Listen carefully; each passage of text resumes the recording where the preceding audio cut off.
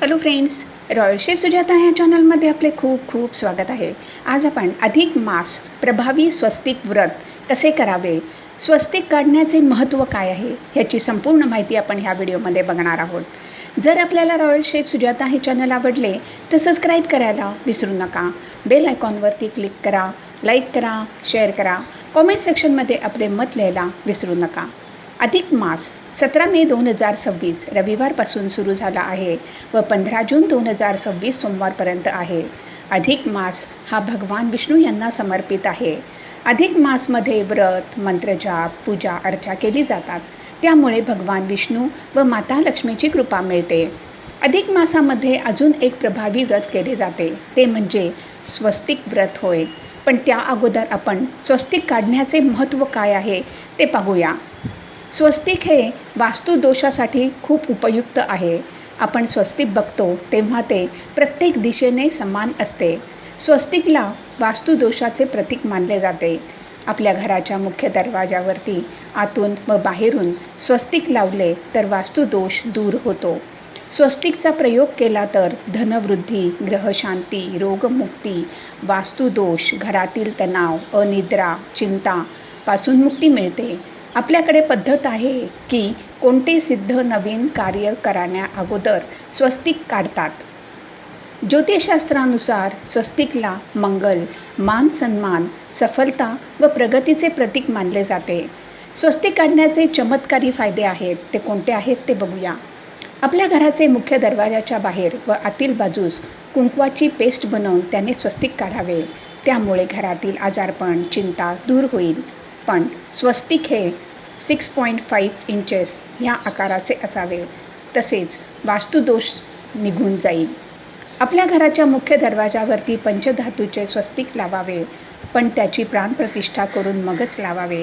त्यामुळे घरामध्ये सकारात्मक ऊर्जा येऊन लक्ष्मी माता नेहमी प्रसन्न राहते. तसेच लक्ष्मी देवीला प्रसन्न करण्यासाठी पूर्व दिशेला चांदीचे स्वस्तिक बसवून त्यामध्ये नवरत्न लावावे. व्यवसाय, बिझनेस असेल तर तुमच्या व्यवसायाच्या उत्तर दिशेला हळदीने स्वस्तिक काढावे.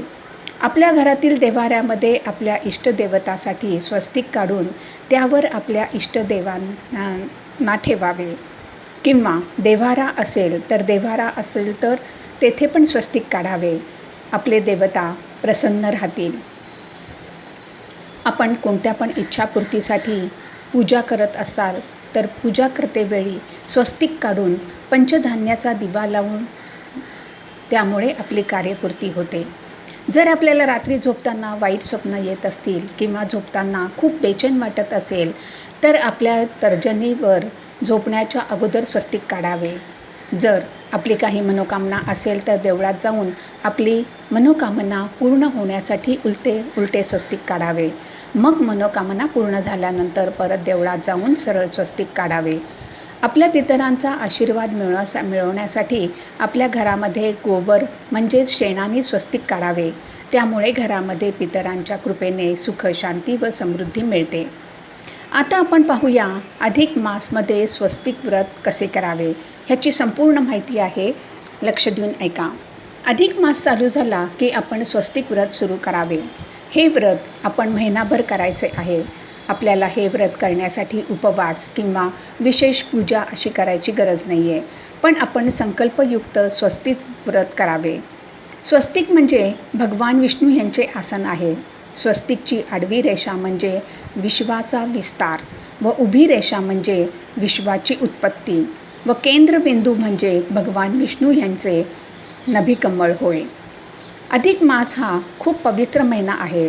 या महिन्यात आपण जितकी व्रत वैकल्प कराल त्याचे आपल्याला चांगले फळ मिळते. स्वस्तिक व्रत केल्याने घरामध्ये सुख, समृद्धी येते. घरातील व्यक्तीचे आरोग्य चांगले राहते. अधिक मासमधील स्वस्तिक व्रत हे संकल्प करून मगच करावे. त्यामुळे आपल्या सर्व मनोकामना पूर्ण होतात. पण स्वस्तिक काढताना 3 प्रकारे आपण काढू शकतो. पहिली पद्धत म्हणजे हळद, कुंकू घेऊन त्यामध्ये गंगाजल किंवा गुलाब पाणी घालून त्याची पेस्ट बनवून काढू शकतो.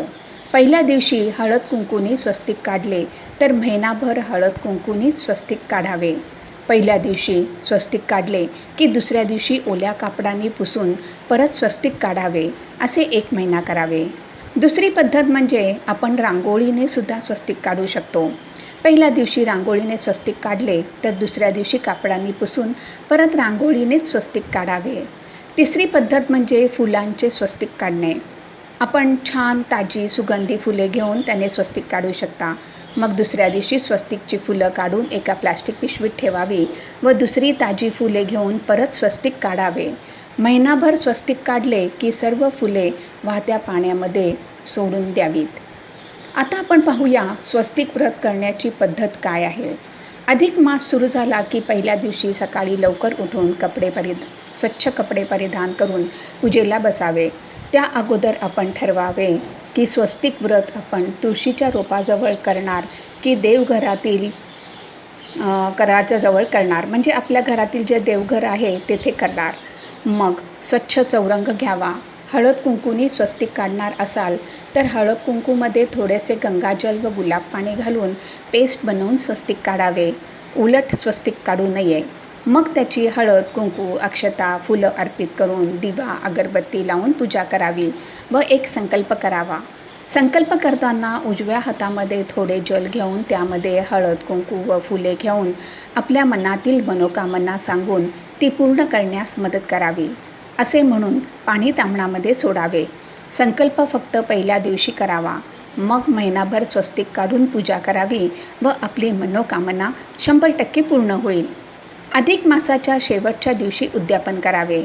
तेव्हा विवाहित महिलेला घरी बोलवून तिचे पाय धुवावे. पायावरती कुंकुनी स्वस्तिक काढून त्याची पूजा करावी. तिला हळद कुंकू लावून एखादा गोड पदार्थ देऊन तिची ओटी भरावी.